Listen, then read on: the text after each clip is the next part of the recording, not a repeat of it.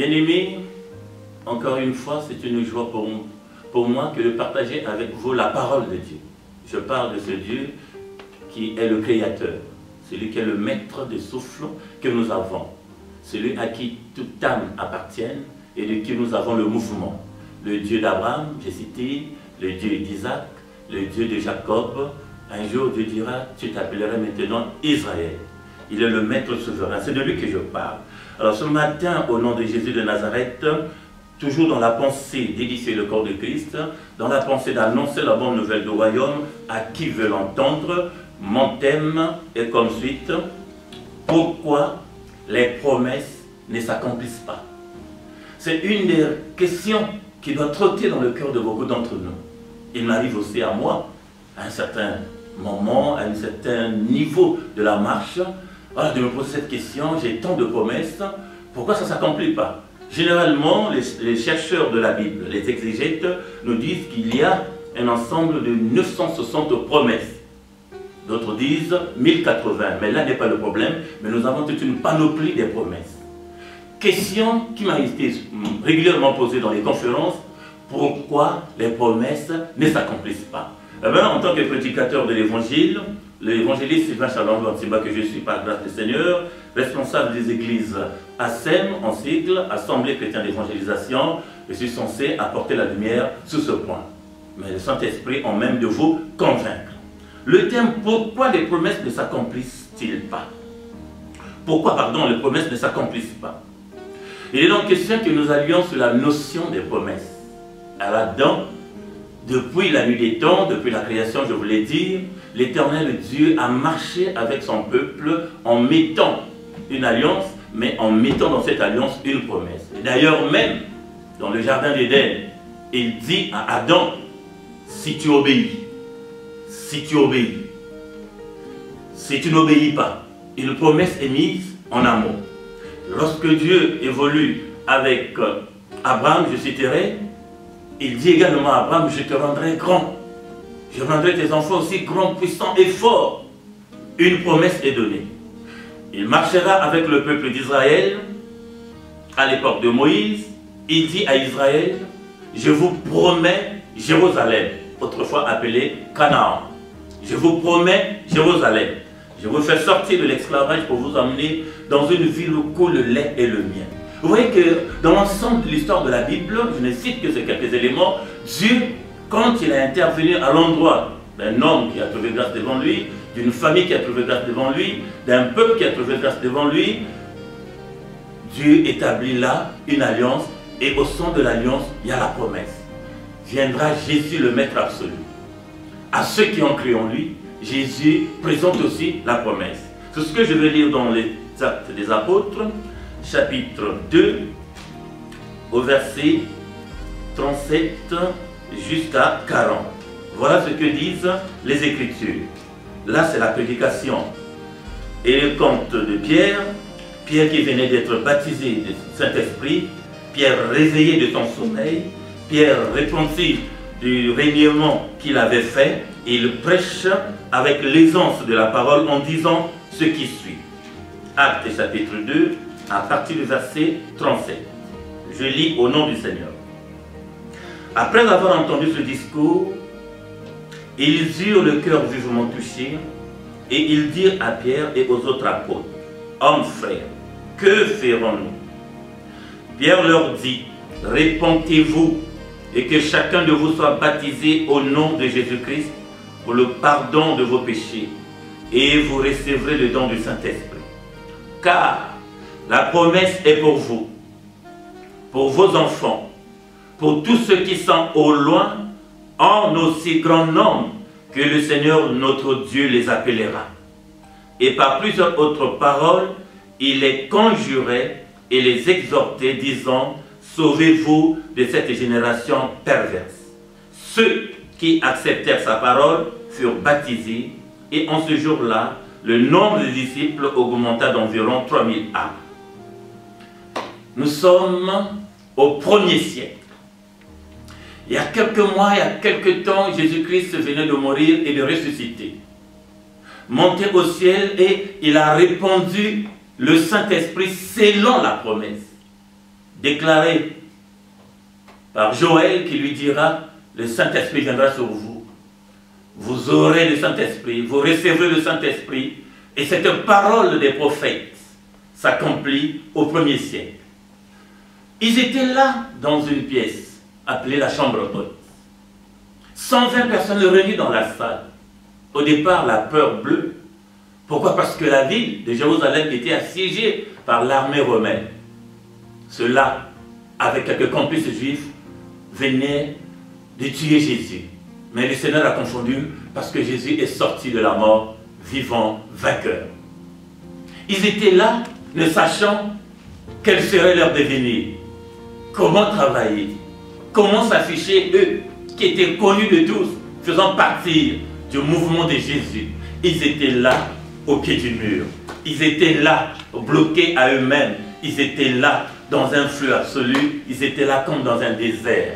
Bien-aimé qui me suit, il arrive dans la vie où nous avons des réalités qui nous rattrapent, pardon, où on se sent comme si nous étions dans un désert. Non, même dans le désert, le Maître absolu est omniprésent. Il peut tracer pour nous un chemin. Il en a promis dans le texte d'Ésaïe. Il arrive un moment que tout ne marche pas. Ben oui, tout ne marche pas. On a l'impression, je dis bien, on a l'impression que le poids du monde est sur nous et que des idées suicides viennent. Non, il y a dans les yeux un Dieu qui, par sa lumière, peut nous éclairer. Mais il arrive aussi que l'on fait confiance à telle et telle personne, mais l'on est trahi. Eh bien, on se dit, à quel saint se vouer maintenant?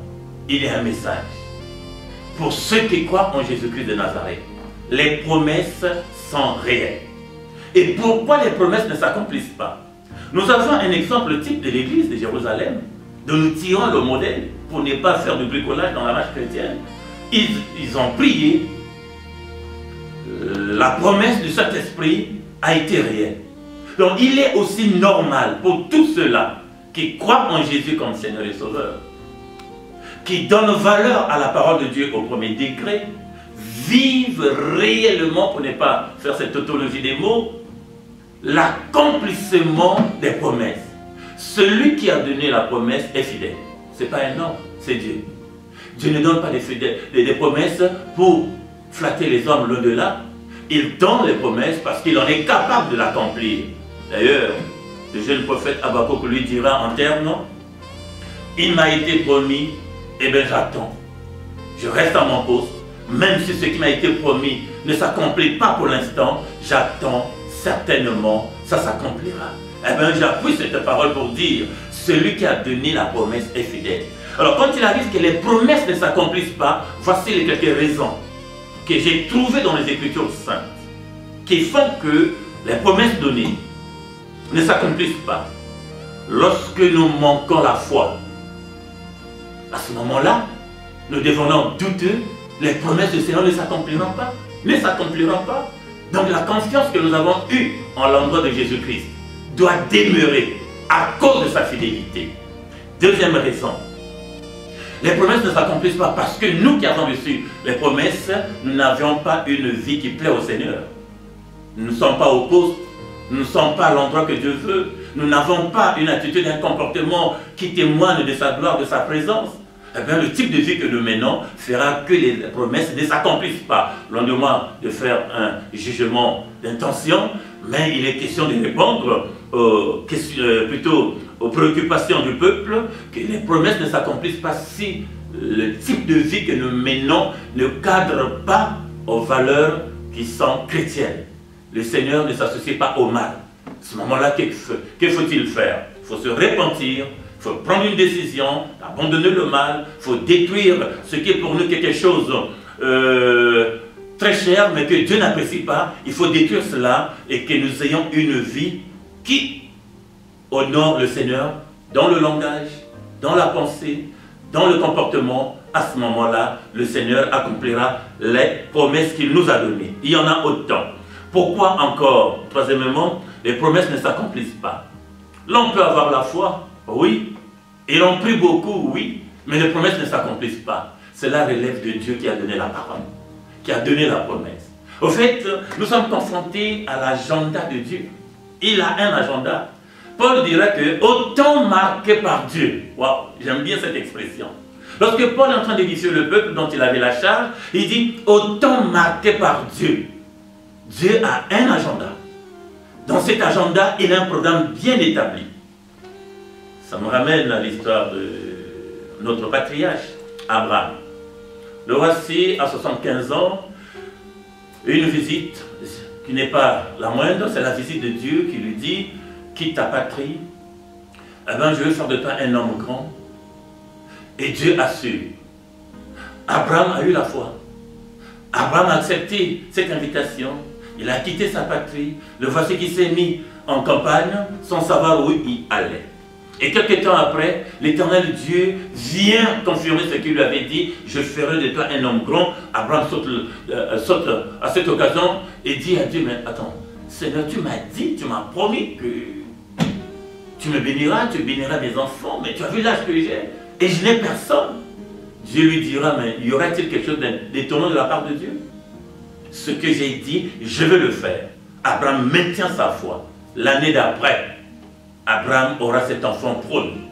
Mais à partir du moment où Dieu a donné la promesse à Abraham plutôt, pardonnez-moi, il en avait 75 ans.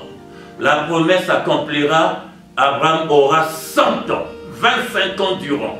Abraham a bravé les époques, les périodes, les combats, les difficultés, les questions, les regards de ceux qui autour de lui disaient bien qu'il est riche matériellement, parce qu'il était riche, je signale, qu'Abraham était puissamment riche. Il a hérité de son père, Terach, un homme puissamment riche à son époque, dans ces contrées-là, mais le bien matériel qu'avait Abraham ne le rendait pas heureux, parce qu'il voulait laisser des traces sur la terre. Cette promesse a fini par s'accomplir. Il avait la foi. Il comptait sur le Seigneur. Il priait. Mais pendant un long moment, la promesse ne s'accomplissait pas. Le problème n'était pas du côté d'Abraham, l'agenda de Dieu. L'agenda de Dieu. Quand Dieu nous promet, il a son agenda. Donc il nous appelle à la persévérance. Il nous appelle d'être au poste comme Habakkuk, au temps marqué selon son agenda. Il s'en souviendra. Dieu se souvient de toi, mon frère. Dieu se souviendra de toi. Que Dieu te bénisse, ma soeur. Amen.